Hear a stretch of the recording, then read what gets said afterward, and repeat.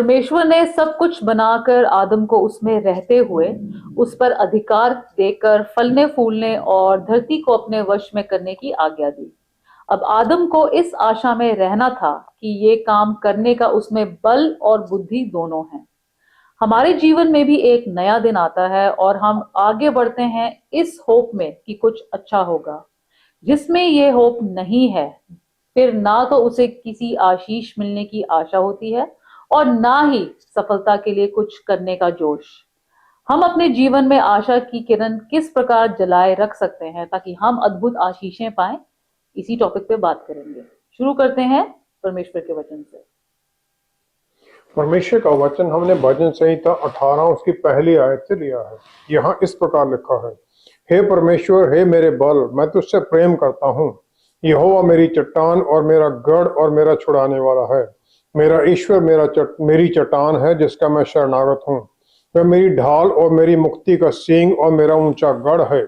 मैं यहोवा को, जो स्तुति के योग्य है, पुकारूंगा। इस प्रकार मैं अपने शत्रुओं से बचाया जाऊंगा। मृत्यु की रस्सियों से मैं चारों ओर घिर गया हूँ और अधर्म की बाढ़ ने मुझको भयभीत कर दिया। पाताल की रस्सियां मेरे चारों ओर थी और मृत्यु के फंदे मुझ पर आए थे। अपने संकट में मैंने यहोवा परमेश्वर को पुकारा। मैंने अपने परमेश्वर की दुहाई दी और उसने अपने मंदिर में से मेरी बातें सुनी और मेरी दुहाई उसके पास पहुंचकर उसके कानों में पड़ी। तब पृथ्वी हिल गई और कांप उठी और पहाड़ों की नींव कंपित होकर हिल गई, क्योंकि वह अति क्रोधित हुआ था। परमेश्वर के वचन को पढ़े और सुने जाने से आशीष हो। आमीन। ऐसा शायद ही कोई हो जिसे सफल होने और आगे बढ़ने की इच्छा ना हो। हम क्या कर सकते हैं कि अपने जीवन में हर कदम पर आगे ही बढ़ते जाएं? उत्पत्ति पहला अध्याय उसकी 3री आयत में, जो पहले ही शब्द सुनाए गए उस खाली अंधेरे में धरती में, परमेश्वर ने कहा उजियाला हो, तो उजियाला हो गया। और इसके साथ एक आशा शुरू होगी उस धरती के ऊपर कि रोशनी होगी और सब कुछ बदलने लगेगा। परमेश्वर ने 31 आयत में सब कुछ देखा और देखा कि सब कुछ अच्छा है और उनकी एक्सपेक्टेशन के अनुसार है। उत्पत्ति 2रा अध्याय फिर 15 से 20 आयत में, जब परमेश्वर ने इंसान को अदन बाग में रखा उसकी देखभाल के लिए, तो फिर उन्होंने ये महसूस किया कि इंसान का, आदम का अकेला होना अच्छा नहीं है, और उन्होंने कहा कि मैं इसके मुताबिक एक हेल्पमीट, इसके सहायक इसके लिए बनाऊंगा। लेकिन इस बात को उन्होंने इतनी इंपॉर्टेंस नहीं दी। आदम के पास तो सब पशु पक्षी सबको ले गए ताकि उनको नाम दे, और आदम ने सबको नाम दिया। क्या परमेश्वर ये देख रहे थे कि आदम उन पशु पक्षियों में से कोई अपना साथी ढूंढेगा? आदम इस विश्वास में था कि जो उसके लिए परमेश्वर ने चुनी है हेल्पमीट, वो उससे बहुत बढ़िया होगी, और वो आशा में, विश्वास में रुका रहा सही साथी के लिए जो परमेश्वर ने उसके लिए बनाना है। और फिर इसका रिजल्ट ये हुआ कि उसके लिए ईव, औरत उसके लिए बनाई गई, जो उसके मांस का मांस, उसकी हड्डियों की हड्डी होकर एक होने के लिए बना दी गई और उसको मिला दी गई। ये उनके जीवन में पाप आने से पहले की परिस्थिति थी, जबकि उन्हें फिर उसके बाद अदन बाग से निकाल दिया गया और दुनिया में जो अंधेरे की ताकतें थी उनका सामना करने में चलना पड़ा। और फिर इसके साथ आशा की परिभाषा भी चेंज हो गई। हम अपनी गिरावट की परिस्थिति में हम ये नहीं मानते कि जो आशा है वो अश्योरेंस है, परमेश्वर से कुछ मिलेगा, एक एक्सपेक्टेशन है। हम ये नहीं मानते गारंटी, एक्सपेक्ट है शायद हो ही जाए। और उत्पत्ति 12 की पहली 3 आयत में परमेश्वर ने अब्राहम को एक धरती, एक जगह कनान, और उसके जो वंशज थे वो तारों की तरह गिनती में अनगिनत की आशीष दी थी, और फिर उसके द्वारा पूरी कौमों में आशीष जानी थी। अब्राहम 4 राजाओं से लड़ता है और लूत अपने भतीजे को छुड़ा कर लाता है, उनसे हरा देता है। उत्पत्ति 15 की 2री आयत में जब परमेश्वर ने उसे ये कहकर सांत्वना दी कि मैं तुम्हारा बल और ढाल हूं, तो उसने आगे से उत्तर दे दिया 15 की 2 में, अब्राहम ने कहा, हे प्रभु यहोवा, मैं जो निर्वंश हूं और मेरे घर का वारिस ये दमिश्क वासी एलियाजर होगा, अरे तू मुझे क्या देगा? उसमें ये निराशा थी, उत्पत्ति 6 की 9वीं आयत में जब पाप इतना ज्यादा बढ़ गया कि परमेश्वर दुखी हुए कि उन्होंने इंसान को क्यों बनाया धरती पर, तो उन्होंने नूह को पाया। नूह धर्मी पुरुष और अपने समय के लोगों में खरा था और वह परमेश्वर ही के साथ साथ चलता रहा। ही वॉक्ड विद गॉड। तो परमेश्वर ने उसे आज्ञा दी कि वो आर्क बनाए, वो जहाज बनाए, ताकि उसके द्वारा फिर एक अगली जनरेशन के लिए एक बीज बचाया जा सके। परमेश्वर के साथ चलना है, उनकी आज्ञा को मानना, उनके रास्तों पर चलना, और फिर इसमें निराशा को छोड़ना नहीं। नोआ इसमें लगा रहा और आर्क बनाया, जिसे बनाने में उसे 120 साल लग गए, जबकि धरती पर कहीं बारिश नहीं हुई थी तब तक। और उसकी जहां वो बना रहा था वो तकरीबन 100 से ज्यादा मील समुद्र से दूर थी। समुद्र उसने शायद देखा भी नहीं था, लेकिन उसने परमेश्वर पर विश्वास किया और भविष्य पर आशा में चलने लग गया। उत्पत्ति 28 की 20 से 21 आयत में याकूब जब एसाव अपने भाई से डरकर भागता है तो उसे वहां पर सीढ़ी दिखाई देती है। सीढ़ी दिखाई देती है जिसका सिरा स्वर्ग तक पहुंचा है और परमेश्वर के दूत उस पर चढ़ते उतरते थे और परमेश्वर सबसे ऊपर थे। और फिर उसे परमेश्वर ने आशीष दी कि मैं तेरे साथ रहूंगा और तुझे वापस लेकर भी आऊंगा।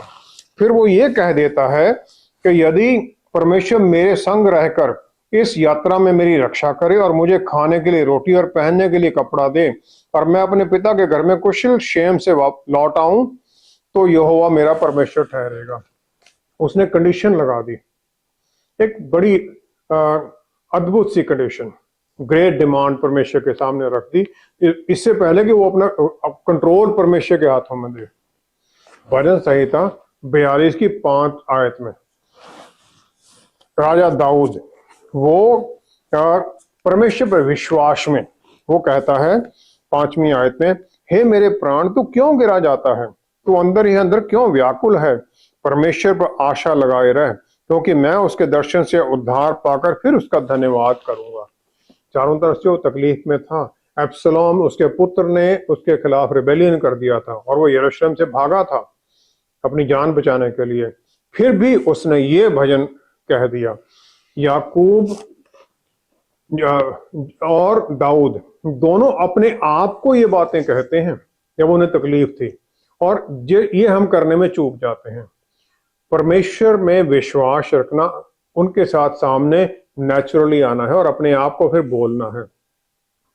मत्ती 6 की 9 से 13 आयत में जो प्रभु यीशु ने हमें प्रेयर सिखाई, उसमें भी आशा की बातें कितनी अद्भुत तरीके से उन्होंने बताई कि हमारी हर दिन की जरूरतें पूरी होंगी, हमें पापों से क्षमा मिलेगी और दुष्टता की ताकतों से हमें, अंधेरे की ताकतों से हमें सुरक्षा भी मिलेगी। और फिर हम ये डिक्लेयर करते हैं कि जिससे हम ये मांग रहे हैं सब अधिकार सब शक्ति उसमें है और उन्हीं में अकेले हैं। दूसरा शमूएल 15 अध्याय उसकी 25-26 आयत में हम देखते हैं जदौक और अब्यातार जब दाऊद यरूशलेम छोड़कर भागता है अब्सलोम के रिबेलियन के बाद में, तो वो जो लेवी थे वो परमेश्वर की आंख जो है वाचा का संदूक उठाकर उसके साथ चल देते हैं। माउंट ऑफ ऑलिव्स के पास जाकर वो रुक जाता है और विश्वास में, परमेश्वर की भलाई के विश्वास में उन्हें कहता है परमेश्वर के संदूक को नगर में लौटा ले जा, यदि यहोवा के अनुग्रह की दृष्टि मुझ पर हो तो वह मुझे लौटाकर उसको और अपने वास स्थान को भी दिखाएगा, परंतु यदि वह मुझसे ऐसा कहे मैं तो उससे प्रसन्न नहीं तो भी हाजिर हूं, जैसा उसको भाए वैसा ही वह मेरे साथ बर्ताव करे। दाऊद को परमेश्वर की भलाई आशीष पर यकीन था, लेकिन फिर भी उसने कह दिया मैं अपने आप को सरेंडर करता हूं, इस आशा में कि उस प्यार करने वाले परमेश्वर से उसे आशीष ही मिलेगी। और फिर वो सदा के लिए उस आशा में, विश्वास में आगे बढ़ता है और राजा सबसे अद्भुत तरीके से सक्सेसफुल होता है। परमेश्वर के मन वाला इंसान उसे कहा गया है। जब हम इस प्रकार आशा में, विश्वास में परमेश्वर के सामने सरेंडर कर देते हैं तो फिर वो सब बातें पूरी होने लग जाती हैं जिस पर हमने आशा की थी। जब परिस्थितियों का अंधेरा घना हो जाता है और कहीं आशा की किरण नहीं दिखाई देती, तो ऐसे में विश्वास में हम आगे कैसे बढ़े? प्रेरितों की पुस्तक 9वां अध्याय 16वीं आयत में जो प्रभु यीशु ने पौलुस रसूल के बारे में कहा था कि वो मेरे नाम के लिए सफर करेगा, तो उसकी मिनिस्ट्री में हमेशा यहूदी लोगों से उसके ऊपर हमले होते रहे और अपोजिशन होती रही। लेकिन फिर भी पहला कुरिन्थियों 10वां अध्याय 13वीं 14वीं आयत में उन्होंने सब विश्वासियों को एनकरेज कर दिया, ये कहकर तुम किसी ऐसी परीक्षा में नहीं पड़े जो मनुष्य के सहने से बाहर है। परमेश्वर सच्चा है और वह तुम्हें समर्थ से बाहर परीक्षा में ना पड़ने देगा, वरन परीक्षा के साथ निकास भी करेगा, तुम सह सको, बल भी देंगे कि तुम सह सको, ताकि तुम फंसे ना रहो उसमें। और फिर परमेश्वर ने अपने प्यार में अपनी जो क्रिएशन है, जो सब कुछ उन्होंने बनाया है, उसके लिए उन्होंने अपने पुत्र को भेज दिया ताकि छुटकारा पा सके हम सब लोग। उन्हें सब तरह की परीक्षाओं में डाला गया, क्रूसिफाई कर दिया गया और उन लोगों के पास भेजा था जो उनके चुने हुए लोग थे, लेकिन फिर भी उन्होंने उसे तिरस्कार कर दिया। और हम जो उनके बच्चे हैं, ताकि हमें किसी तरह से फालतू की परेशानी में ना पड़ना पड़े। और फिर पौलुस रसूल वहीं पर उसके आगे कह देते हैं कि इस कारण है मेरे प्रियो, उन लालसाओं से बचो तुम्हारे जो जीवन में बुत बन जाती हैं। भजन संहिता 27 की 8वीं आयत में राजा दाऊद के ऊपर उसके दुश्मनों का जान पर खतरा था, फिर भी वो कह सका 27 की 8 में, तूने कहा मेरे दर्शन के खोजी हो, इसलिए मेरा मन तुझसे कहता है, हे यहोवा तेरे दर्शन का मैं खोजी रहूंगा। He says, I will seek your face, Lord, your face I will seek। परमेश्वर के हाथ को ढूंढना और उनके दर्शन को ढूंढना, इन दोनों में क्या फर्क है? परमेश्वर के दर्शन को ढूंढना है उनकी पूरी पूर्णता को ढूंढना, उनकी सच्चाई को, उनकी हजूरी में महसूस होना, उनकी महिमा की रोशनी को देखना। जैसे मूसा ने परमेश्वर से कहा, मुझे अपनी शो मी योर ग्लोरी। उनके हाथ को ढूंढना है, उनकी आशीषें, प्रोविशंस, हमारी प्रार्थनाओं के उत्तर ढूंढना और अपने डर, शक, इच्छाओं पर, लड़ाइयों पर जीत पाने के लिए उनके बल को ढूंढना। दाऊद अपनी परेशानियों में परमेश्वर की महिमा को ढूंढता है, उनके दर्शन को ढूंढता है, ताकि जो उनकी इनविजिबल प्रेजेंस है उसके साथ फिर वो किसी भी तरह की जो विजिबल इनविजिबल जो भी अपोजिशन है वो सबका सामना कर सकता है। और यही हमें भी ढूंढना है, ताकि हम आत्मिक तौर पर इतना बल पा लें कि हम सबका सामना कर सकें। परमेश्वर जो मनों की गहराई की बातें जानते हैं, फिर वो भजन संहिता 61 की 2-3 आयत में कहते हैं, मूर्छा खाते समय मैं पृथ्वी की ओर छोर से भी तुझे पुकारूंगा, जो चट्टान मेरे लिए ऊंची है उस पर मुझको ले चल। ये भजनकार कहता है, परमेश्वर के उस प्यार में, उनकी उस आशीष में यकीन करता हुआ वो परमेश्वर को देखता है कि वो उसके हर सवाल का उत्तर देने के लिए हैं, उनकी प्रार्थनाओं का उत्तर दे सकते हैं और उनके उस प्यार के ऊपर वो केंद्रित है। इसीलिए वो कहता है, जो मुझसे ऊंचा है मैं उसको ढूंढूंगा, उसकी सच्चाई को, उसके प्यार को, उसकी भलाई को ढूंढूंगा। कुलूसियों की पुस्तक उसका पहला अध्याय उसकी 9वीं से 11वीं आयत तक, कुलूसियों की पुस्तक पहला अध्याय 9 से 11 तक, पौलुस रसूल ने फिर हमारी प्रार्थनाओं का एम क्या है, उसका रिजल्ट क्या होना चाहिए, वो हमारे लिए कह दिया।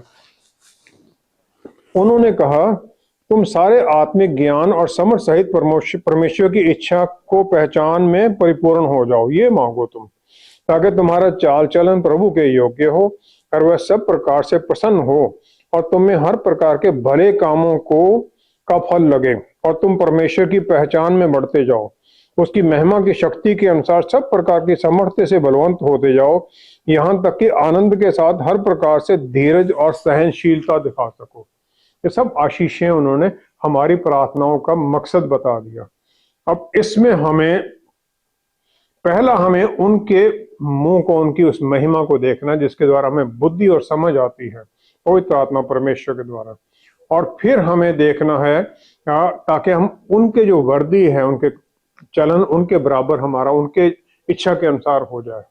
फिर दूसरा ये है कि जो हमारे काम हैं, जो उनका इस दुनिया के लिए प्यार है, वो हमारे कामों में प्रकट हो। ताकि फिर हम उन्हें प्रसन्न कर सकें। तीसरा ये है कि हमें उनके ज्ञान में बढ़ते जाने के लिए कोशिश करनी है। चौथा ये है कि हमें फिर आशा करनी है कि हमें वो अपनी दया और आनंद और शांति से भर देंगे। ये चार चीजें हमें इस प्रार्थना में, वो कहते हैं, प्रार्थना के द्वारा हमें मांगनी है। याकूब की पुस्तक 4 अध्याय 8वीं आयत में, याकूब रसूल जो प्रभु यीशु के भाई हैं, जो पहले चर्च के इंचार्ज भी थे, जो लीडर थे, तो उन्होंने ये कहा कि परमेश्वर के निकट आओ तो वो भी तुम्हारे निकट आएंगे।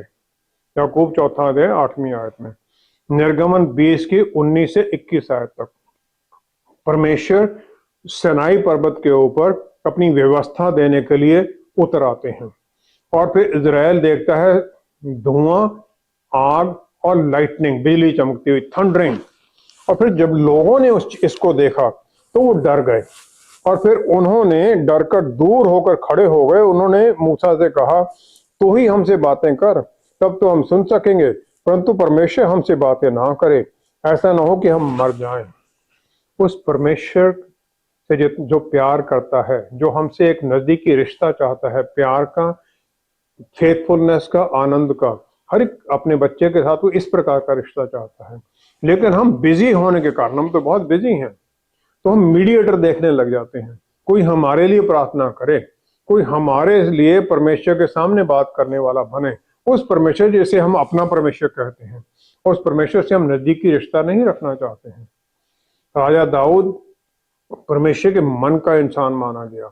वो एक शेपर्ड था पहले, फिर वो परमेश्वर की आराधक है, वो फिर वो राजा बनता है, और फिर वो कमिटेड सर्वेंट है सारी उम्र परमेश्वर का। पहला राजा 15 अध्याय उसकी 5वीं आयत में, पहला राजा 15 अध्याय उसकी 5वीं आयत में फिर राजा दाऊद कहता है, वचन में उसके बारे में लिखा, उसके जीवन का निचोड़ बताया गया है। दाऊद वह किया करता था जो यहोवा की दृष्टि में ठीक था, और हित्ती ऊरिया की बात के सिवाय और किसी बात में यहोवा की किसी आज्ञा से जीवन भर कभी ना मुड़ा। बातशीबा से उसने पाप किया और उसके पति ऊरिया का वध किया गया, और इसके अलावा जो स्पॉटलेस उसका जीवन था, वो एक इंसिडेंट उसके कारण उसका जीवन में ये धब्बा लग गया, और इसी कारण परमेश्वर ने उसे, और जो लहू उसने बहाया उसके कारण उसे परमेश्वर ने अपना घर यरूशलेम में बनाने से मना कर दिया।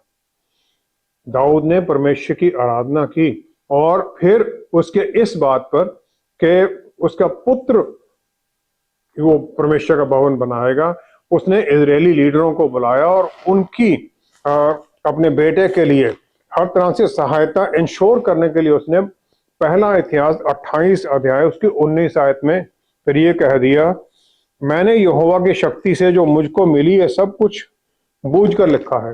वो कहता है, by the hand of God I have written this. मतलब ये है कि उसका परमेश्वर का हाथ उस पर इतना नजदीकी से था, जैसे परमेश्वर ने उसके पेन को पकड़कर उसकी ड्राइंग बनवाई हो खुद। जिस प्रकार मूसा को उस भवन के बारे में बताया गया था, वही दाऊद कहता है। और फिर जब हम इस प्रकार नजदीकी में आते हैं तो इस प्रकार हम आशीष पाते हैं।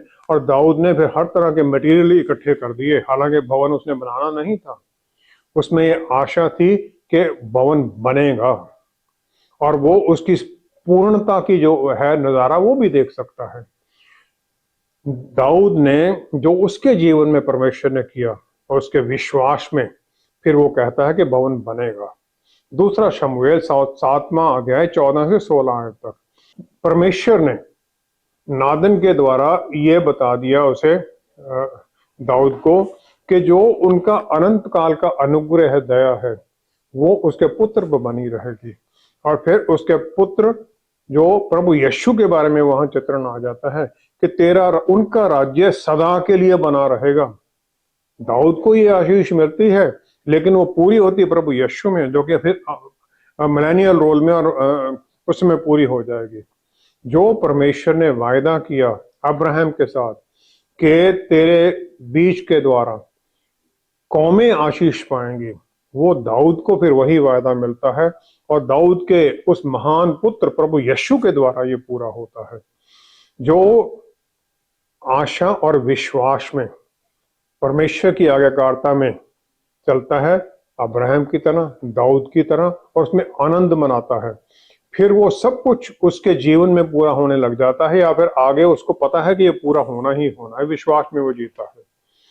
फिर जो आशा है उसके अंदर एक बल का सोता बन जाता है, जो उसे हर तरह की, जो उसके साथ गलतियां गलत लोग करते हैं, उसको सहने का बल देता है।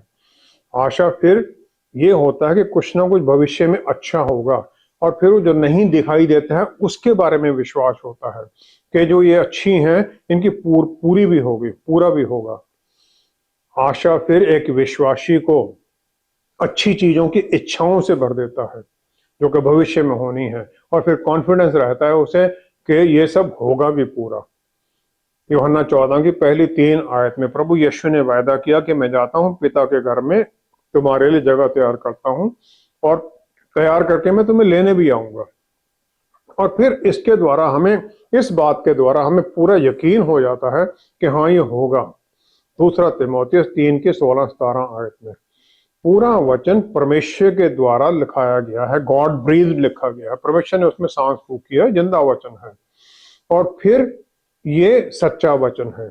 और जब हम इसमें विश्वास करते हैं तो फिर हम इस विश्वास में भर जाते हैं कि परमेश्वर अपने बच्चों को हर तरह से आशीषित करना चाहता है। उनके मनों में भी फिर वो झांकते हैं, और उनके मनों में फिर वो इच्छाएं डालने लग जाते हैं जो उनके उस पर्पस को पूरा करती हों, और फिर उन्हीं इच्छाओं के विश्वास में हम आगे बढ़ने लग जाते हैं। आशा और विश्वास इस प्रकार हमारे जीवन में काम करता है ताकि हम आशीषें पाएं। विश्वास या फेथ, आशा और आशीष, इन तीनों का एक दूसरे से क्या रिश्ता है और इनमें सही मेल कैसे किया जा सकता है? इब्रानियों के पुस्तक 10वां अध्याय 22-23 आयत में पहले हमें परमेश्वर के पास सच्चे मन और विश्वास के साथ और विवेक के साथ जाना है, और फिर अगली ही आयत में कह दिया गया कि जो तुम्हारी आशा की अंगीकार कर और दृढ़ता से थामे रहें, क्योंकि जिसने प्रतिज्ञा की है वह सच्चा है। उसमें हम विश्वास में बने रहें। आशा हमारी किसी भी तरह से फिर डगमगाए ना, क्योंकि ये विश्वास की और परमेश्वर की उस फेथफुलनेस से लिंक्ड है जो कि हमेशा पक्का है, वो फेथफुल हैं। इब्रानियों की पुस्तक 11वां अध्याय पहली आयत में क्लियर डेफिनेशन है विश्वास की वचन में लिखी गई, और उसमें ये दोनों को लिंक कर दिया गया है। उन्होंने कहा है, अब विश्वास आशा की हुई वस्तुओं का निश्चय, substance of things hope for. जो हम आशा करते हैं वो भविष्य के लिए है और ये दिखाई नहीं देता है।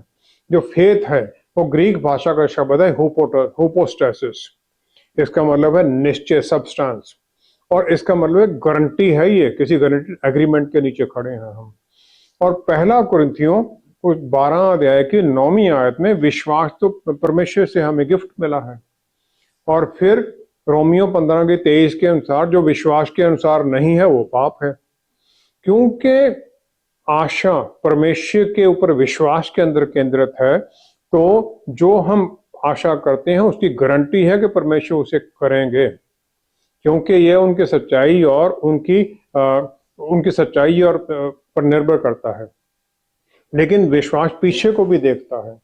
इब्रानियों के पुस्तक 11 अध्याय 3 आयत में हम देखते हैं, विश्वास से ही हम जान ले जाते हैं कि सारी सृष्टि की रचना परमेश्वर के वचन के द्वारा हुई। हम विश्वास से समझते हैं ये। इस प्रकार आशा जो है वो विश्वास भविष्य के लिए है, आशा भविष्य के लिए है, और जो शक है वो इसका दुश्मन है। और विश्वास पूरी तरह से फिर हमें कॉन्फिडेंस से भर देता है, इस एक्सपेक्टेशन से कि कुछ ना कुछ अच्छा होगा और आशीष हमें मिलेगी ही मिलेगी।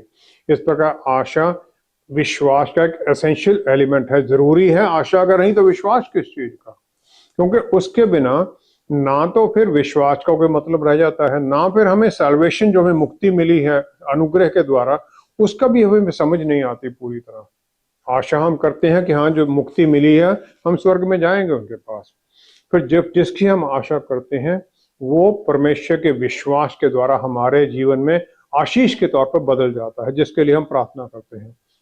रोमियो 4 की 18-19 के अनुसार पौलुस रसूल ने कहा, अब्राहम निराशा में भी आशा से भरा रहा। हालांकि वो 100 साल का हो गया था, उसकी पत्नी सारा बांझ थी, फिर भी वो आशा में बना रहा। परमेश्वर ने उसे जो वायदा किया था वो उसको भविष्य में दिखाई दिया और फिर उसी लिए उसे धर्मी माना गया। लेकिन वो परमेश्वर की तरफ, उनके वायदे की तरफ देखता है जिसके द्वारा सब कुछ पॉसिबल है। और फिर जो विश्वास है परमेश्वर में, वो भविष्य की तरफ आशा के द्वारा देखने लग जाता है और फिर हम आशा में परमेश्वर के वचन के ऊपर केंद्रित होने लग जाते हैं। रोमियो 15 की 13 के अनुसार हमारे परमेश्वर आशा के परमेश्वर हैं, जो हमें आनंद और शांति से भर देते हैं हमारे मनों में, ताकि हम उनके वचन में विश्वास करते हुए बने रहें। राजा दाऊद अपनी ओल्ड एज में था और उसने हर तरह से टेस्ट देखे थे, परमेश्वर द्वारा उसे देखा गया था। और फिर वो डिक्लेयर करता है, विश्वास आशा को और आशीषों को, तीनों को वो कनेक्ट करता है। वो कनेक्ट करता है भजन संहिता 37 उसकी 5वीं आयत के अनुसार। वो कहता है, अपने मार्ग की चिंता यहोवा पर छोड़ और उस पर भरोसा रख, वही पूरा करेगा। चिंता मत कर, उस पर छोड़ दे। और जब हम इस प्रकार सरेंडर करते हैं विश्वास में, तब हम आशा से भरे जाते हैं कि हमारे रास्ते में हमें हर तरह से सफल होंगे और हम आशीषें भी पाएंगे। मत्ती 9 की 20 से 22 आयत तक, जो 12 साल से औरत लहू बहने की परेशानी से थी, उसने ये विश्वास किया, अगर मैं प्रभु यीशु के वस्त्र को भी छू लूंगी। वस्त्र कौन सा? टालित है, जो उनकी प्रेयर शॉल होती है, तो उसके जो नीचे नीले रंग के डोरे लटकते थे, मैं उसको भी छू लूंगी तो मैं चंगाई पा लूंगी।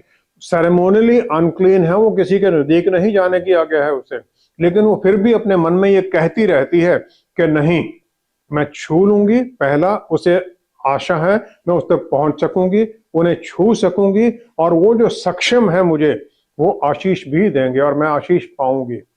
और फिर प्रभु यीशु ने उसके विश्वास को, उसकी आशा को उसकी चंगाई में बदल दिया और उसे आशीषित कर दिया। जब हम इस प्रकार विश्वास में आशा से भरे हुए चलते हैं, तो आशीषों की वर्षा हमारे ऊपर अपने आप ही होने लग जाती है, क्योंकि जिसने ये वायदा किया है वो सच्चा है और हमें हर तरह से आशीषित करना चाहते हैं। आइए हम प्रार्थना करें।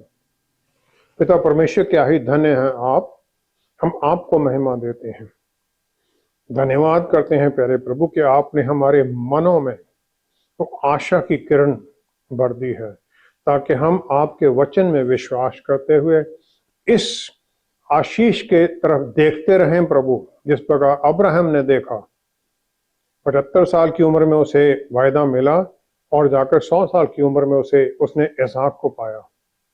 इसी प्रकार प्रभु हम भी आपकी शांति से भरे हुए विश्वास में बने रहें कि जिस चीज की हमने प्रार्थना की है प्रभु यीशु, आप उसे पूरा करेंगे, क्योंकि आप सच्चे हैं और आपने हमें चुना है। पवित्र आत्मा परमेश्वर, हमें बल दीजिए, अंदर से शक्ति दीजिए ये सब करने के लिए।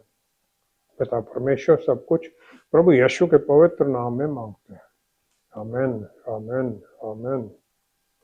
आशा हमें जब चारों ओर अंधेरा होता है तब भी कहीं से रोशनी की किरण आने की आशीष से भर देती है, और फिर विश्वास उस किरण के आने को यकीन में बदलने की राह दिखाता है। विश्वास सही स्थान या सही परमेश्वर पर केंद्रित हो तो निराश नहीं होने देता, और अगर गलत बातों में हो तो पाप में धकेल देता है।